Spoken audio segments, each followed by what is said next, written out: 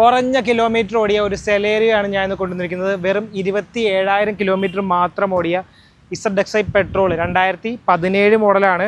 Single ഓൺഷിപ്പിൽ നിൽക്കുന്ന വണ്ടി. വെറും 27,000 കിലോമീറ്റർ ഓടിയിട്ടുള്ളൂ. ജെന്യുവൻ കിലോമീറ്റർ ആണ്.